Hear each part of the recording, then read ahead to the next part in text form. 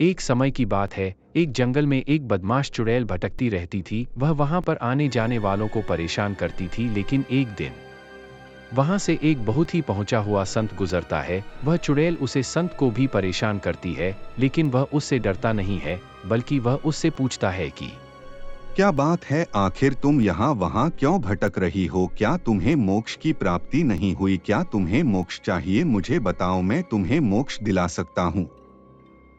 वह चुड़ैल उस संत के सामने झुक जाती है और रोते हुए उससे कहती है कि हाँ महाराज, मुझे मोक्ष की बहुत जरूरत है। मैं पिछले 100 सालों से जंगल में भटक रही हूँ और बस लोगों को परेशान करे जा रही हूँ। कृपा करे मुझ पर। वह संत एक बहुत बड़ा सा रोशनी का गोला प्रकट करता है और उस रोशनी में कुछ देखने लगता है। वह उसे रोशनी में देखकर कहता है कि हे मूर्ख डायन, मैंने तेरा पूरा भूतकाल इस जादुई रोशनी में देख लिया है। तूने अपने जीवन काल में अपनी सास को बहुत परेशान किया था, इसीलिए तू अभी तक इस तरह डायन बनकर घूम रही है। उसी का श्राप तुझे लगा है। अगर तुझे श्राप से मुक्ति चाहिए तो मेरी बात माननी पड़ेगी। महाराज, आप जो कहेंगे मैं वैसा ही करूँगी। बस मुझे इस जीवन से मुक्ति चाहिए। ठीक है, तो तुम्हें एक बार फिर से शादी करनी होगी और किसी की बहू बनना होगा। मैं तुम्हें एक शरीर दूंगा, वह शरीर जैसे तुम अभी हो कुछ वैसा ही होगा, और तुम्हारी शादी की जिम्मेदारी भी मेरी है। जल्द से जल्द मैं तुम्हारी किसी से शादी करवा दूंगा। अब मैं तुम्हें ठीक 32 दिनों के बाद यहीं पर मिलूंगा। वह चुड़ैल 32 दिनों तक सिर्फ उसी बाबा का इंतजार करती रहती है। वह ना लोगों को परेशान करती है और ना कुछ और करती है। बस वह चुड़ैल उस बाबा का इंतजार करती रहती है और 32 दिन होने के बाद वह बाबा वहां पर आता है और चुड़ैल से कहता है कि अब तुम अपनी आंखें बंद करो, मैं तुम्हें एक शरीर देने वाला हूं, लेकिन याद रहे वह शरीर ज्यादा खूबसूरत नहीं होगा। फिर बाबा कुछ मंत्र बोलने लगता है और वह चुड़ैल अचानक से एक औरत में बदल जाती है। वह चुड़ैल अब दिखने में थोड़ी इंसान जैसी लेकिन थोड़ी बदसूरत भी दिख रही थी। अब चलो, मैंने तुम्हारे लिए किसी को ढूंढ लिया है। तुम्हें उससे शादी करनी होगी और तुम फिर से एक बहू बन जाओगी। फिर देखते हैं कि तुम्हारा बर्ताव कैसा रहता है, उसी के हिसाब से तुम्हें मोक्ष की प्राप्ति हो सकती है। वह बाबा उसे किसी के घर पर लेकर जाता है और वह बाबा उन लोगों से कहता है कि देखिए, यह लड़की मेरी बेटी की तरह ही है और मैं इसका रिश्ता आपके लड़के अर्जुन से करवाना चाहता हूँ। क्या आपको यह मंजूर है? बाबा, आप तो बहुत ही सिद्ध पुरुष है, आप जैसा कहे वैसा हम करेंगे। देखो बेटी, यहाँ सिर्फ मैं और मेरा बेटा ही रहते हैं। अर्जुन के पापा काम के कारण काफी समय से बाहर है, तो इस घर में मैं और मेरा बेटा ही रहता है। तो बताओ, क्या तुम्हें मेरा बेटा पसंद आया? और बेटा, तुम भी बताओ कि क्या तुम्हें यह लड़की पसंद है? अर्जुन को वह लड़की कुछ खास पसंद नहीं आती है, लेकिन वह अपनी मां के कहने पर उससे विवाह करने के लिए तैयार हो जाता है। जल्द ही अर्जुन और उस चुड़ैल की शादी हो जाती है। वह बाबा सभी लोगों को उसे चुड़ैल का नाम चांदनी बताता है। कुछ दिनों तक उनकी शादी में सब कुछ ठीक चलता है, लेकिन एक दिन ओ बहू, काम वाम तो करती है नहीं, बस दिन भर सोती रहती है। चल मेरे लिए कुछ खाने को लेकर आ, और हाँ, जरा ठीक से बनाना। चांदनी चुड़ैल अपनी सास के लिए अच्छा खाना बनाने में लग जाती है। वह अपनी सास के सामने खाना परोसती है, लेकिन उसकी सास को एक भी भोजन पसंद नहीं आता है और वह झटके से उसके सामने सारा खाना फेंक देती है।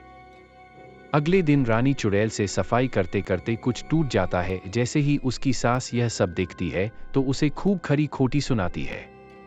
अरे बेवकूफ लड़की, यह तूने क्या किया? तू जानती है यह कितना महंगा था, अब इसके पैसे कौन देगा? तेरा बाप। इससे अच्छा होता कि मैं अपने बेटे की शादी किसी चुड़ैल से करवा देती, कम से कम वह मेरा खून तो नहीं चूसती कोई इस तरह। और दूसरी तरफ अर्जुन भी अपनी पत्नी से कुछ ज्यादा खुश नहीं था। वह सारी रात उसके साथ ना सोने के बहाने काम करता रहता था और यह बात चांदनी चुड़ैल जानती थी। कुछ समय तक ऐसा ही चलता रहा। हर रोज चांदनी चुड़ैल की सांस उस पर किसी न किसी बात पर चिल्लाती रहती थी। लेकिन एक रात चांदनी चुड़ैल सोचती है कि इस घर से तो मैं परेशान हो गई हूँ। पूरे वक्त वह बुढ़िया मुझे परेशान करते रहती है। और यह पति भी कुछ काम का नहीं है। मुझे लगता है कि मेरे वह दिन ही अच्छे थे जिस वक्त में एक चुड़ैल थी और लोगों को परेशान करती थी। वैसे मैं सोचती हूँ क्यों ना मैं फिर से अपना वही पुराना चुड़ैल वाला रूप लेकर उस बुढ़िया को परेशान करूँ, जिससे वह मुझे परेशान करना बंद कर दे। और वह चुड़ैल ऐसा ही करती है। वह फिर से अपना चुड़ैल वाला रूप ले लेती है और चुपके से अपनी सास के कमरे में चली जाती है। वह अपनी सास के कमरे में आती है और कहती है कि देखो इस बुढ़िया को कितने आराम से सो रही है, मुझे तो हर वक्त परेशान करती रहती है, और इसे देखो कितने आराम से सो रही है। अभी इसे उठाती हो। बुढ़िया देख तेरे सामने कौन खड़ा है। एक बहुत ही डरावनी और भयानक चुड़ैल आई है। बुढ़िया उठती है और उसके सामने खड़ी होकर जोर जोर से हंसने लग जाती है। लो आ गई मेरी चुड़ैल बहू अपने असली रूप में। क्या हुआ, तू मुझे परेशान करने आई है? अभी तूने मेरा असली रूप देखा नहीं है। अगर देखेगी तो तू खुद डर जाएगी। रुक, अभी मैं तुझे अपना असली रूप दिखाती हूँ। चांदनी चुड़ैल को लगता है कि उसकी सास उसे देखकर पागल हो गई है, लेकिन जब उसकी सास अपना असली रूप दिखाती है तो सही में चांदनी चुड़ैल डर जाती है। देख, मैं भी तेरी ही तरह एक चुड़ैल हूँ, और हाँ, मैं काली नगर की सफेद चुड़ैल हूँ। तुझसे ज्यादा ताकतवर। मैं तेरी तरह लोगों को परेशान नहीं करती थी, सीधा उन्हें मारकर उनका खून पी जाती थी। तू चाहती है कि मैं तेरे साथ भी ऐसा ही करूँ? यह सभी बातें सुनकर चांदनी चुड़ैल बहुत डर जाती है और तुरंत अपने कमरे में भाग जाती है। अगले दिन जब चांदनी चुड़ैल रसोई घर में खाना बना रही होती है, तब उसकी सास उसके सामने आकर खड़ी हो जाती है तो चांदनी चुड़ैल को डर लगने लगता है। फिर उसकी सास कहती है कि अरे ओ चुड़ैल बहू, अगर तूने कल रात की बात मेरे बेटे को बताए तो ठीक नहीं होगा। याद रखना, अब चल मेरे लिए खाना बना, और आज ठीक से नहीं बनाया तो तुझे खा जाऊंगी। चांदनी चुड़ैल फिर से उसके लिए खाना टेबल पर रखती है, लेकिन इस बार उस चुड़ैल को खाना पसंद आता है, लेकिन फिर भी वह चांदनी चुड़ैल को अलग अलग काम देकर परेशान करती है। एक दिन वह बाबा चांदनी चुड़ैल के घर पर आता है और उसकी सास से बात करने लगता है, तो चांदनी चुड़ैल सोचती है कि क्या पता इस बाबा को कि यह एक चुड़ैल से बात कर रहा है, क्यों ना मैं इसे बताऊं।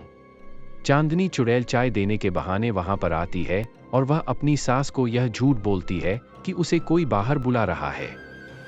जैसे ही उसकी सास उठकर बाहर जाती है, चांदनी चुड़ैल बाबा से कहती है कि अरे बाबा, यह कोई औरत नहीं, यह असल में एक चुड़ैल है और यह मुझे बहुत परेशान करने लगी है। यह बात सुनकर वह बाबा कुछ नहीं कहता, वह बस इतना ही कहता है कि अब मैं चलता हूँ, कुछ दिनों बाद फिर से आऊँगा, अपना ध्यान रखना। बाबा तो वहां से चला जाता है, लेकिन चांदनी चुड़ैल यह समझ नहीं पाती कि आखिर बाबा ने क्यों कुछ नहीं कहा और चुपचाप वहां से क्यों चले गए। अगले दिन फिर से वही सब शुरू हो जाता है। चुड़ैल सास अपनी चुड़ैल बहू को फिर से बात बात में डांटना शुरू कर देती है। पता नहीं उसे बाबा की बात मानकर यह सब क्यों किया। मेरी तो वही जिंदगी अच्छी थी, कम से कम लोग मुझसे डरते तो थे, यहाँ तो मैं ही डर रही हूँ। चलो क्यों ना मैं आज रात फिर से उस जंगल में जाकर कुछ लोगों को परेशान करूँ, इससे मुझे कुछ अच्छा लगेगा। चांदनी चुड़ैल ऐसा ही करती है। वह उस जंगल में वापस जाती है और लोगों को परेशान करने लगती है। वह लोगों को डराकर घर वापस आती है और कहती है, आज तो बहुत मजा आ गया, पुराने दिनों की तरह मुझे अब काफी अच्छा लग रहा है। मुझे लगता है कि मुझे रोज ऐसा करना चाहिए। लेकिन ऐसा नहीं हुआ। अगले दिन से फिर वही सब शुरू हो गया, लेकिन इस बार बुढ़िया चुड़ैल ने अपने घर पर अपने कुछ सहेलियों को बुलाया और रानी चुड़ैल से कहा, सुन तो बेवकूफ चुड़ैल बहू, यह सभी मेरे सहेलियां हैं, तो इन्हें आज अच्छा खाना खिलाने की तेरी जिम्मेदारी है। याद रखना, अच्छा खाना अगर बुरा बनाया तो अच्छा नहीं होगा तेरे साथ। सब कुछ ठीक चल रहा था, सभी लोगों को खाना पसंद आ रहा था, लेकिन यह बात बुढ़िया चुड़ैल को पसंद नहीं आई, तो उसने अपनी एक सहेली के खाने में बहुत सारी मिर्ची डाल दी। जैसे ही उसने वह चीज खाए, वह चिल्लाने लगी। उस औरत ने कहा कि देख, तेरी बहू मुझे मारना चाहती है, क्या उसने मेरे खाने में इतनी सारी मिर्ची डाल दी, यह खाकर तो मैं मर ही जाती। उस औरत की वह सभी बात सुनकर उसके सारे सहेलियां गुस्सा हो गई और उस चुड़ैल बुढ़िया ने कहा, आखिर तूने ऐसी हरकत क्यों की? क्या तू मेरी सहेली को मारना चाहती थी? उसकी सजा तुझे मिलेगी। गुस्से में बुढ़िया चुड़ैल ने चांदनी चुड़ैल को अपनी सहेलियों के सामने एक जोरदार चांटा लगा दिया। यह देखकर चांदनी चुड़ैल को बहुत गुस्सा आ गया और फिर उसने अपना असली रूप सब लोगों के सामने दिखा दिया। बुढ़िया चुड़ैल की सारी सहेलियां चांदनी चुड़ैल का असली रूप देखकर वहां से भाग निकली।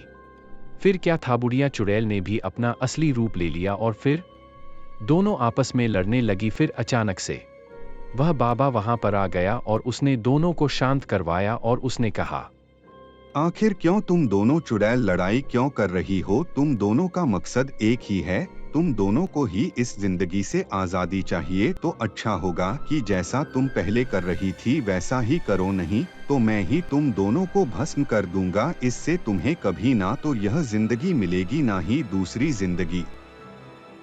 चांदनी चुड़ैल उस बाबा को अपने कमरे में लेकर जाती है और उससे पूछती है, अगर उसे पता था कि वह एक चुड़ैल है तो उसने उसकी शादी इस घर में क्यों करवाई, और भी बहुत सारे बाबा से सवाल पूछती है। लेकिन वह बाबा उसके सवालों का ठीक से जवाब नहीं देता है और वहां से चला जाता है। बाबा एक सड़क पर खड़ा होकर सोचता है कि उन दोनों को शक होने लगा है, मुझे अपना काम थोड़ा जल्दी करना होगा। कुछ दिनों तक वह दोनों चुड़ैल सास बहू एक दूसरे से बात नहीं करती है। फिर एक दिन वह बाबा वहां पर आता है और दोनों को कहता है कि अब तुम दोनों को लड़ने की जरूरत नहीं है, तुम्हारा काम अब पूरा हुआ। आप तुम दोनों को मोक्ष मिल जाएगा, बस तुम्हें सामने पड़ी बोतल में आना है, फिर मैं तुम्हें अपनी तंत्र विद्या से आजादी दिला दूंगा। चलो अब तुम दोनों इन बोतलों में बंद हो जाओ। वह दोनों उस बाबा की बात मानकर अपनी आत्मा को बोतलों में बंद कर लेती है। फिर वह बाबा दोनों चुड़ैल को एक जंगल में लेकर जाता है और कुछ तंत्र विद्या करने लगता है।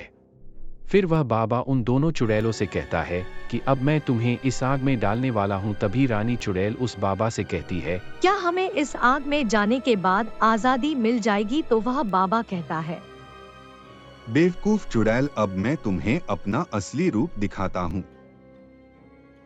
असल में वह भी एक राक्षस रहता है जो उन दोनों चुड़ैल को फंसा कर कुछ करने वाला होता है। वह दोनों चुड़ैल उस देखकर बहुत डर जाती है। फिर वह राक्षस कहता है, पिछले 1000 सालों से मैं भी यहाँ वहाँ भटक रहा था, लेकिन मुझे अपनी शक्तियाँ बढ़ाने का एक उपाय मिला। उसके लिए मुझे 22 परेशान आत्माओं की जरूरत थी और काफी ढूंढने के बाद मुझे तुम दोनों मिले। फिर क्या था, मैंने अपना कार्य शुरू कर दिया। 2 आत्माओं को एक दूसरे को परेशान करने बाद उनकी बलि देना, यही मेरा प्लान था जो अब पूरा होगा। अब तुम दोनों की मौत है।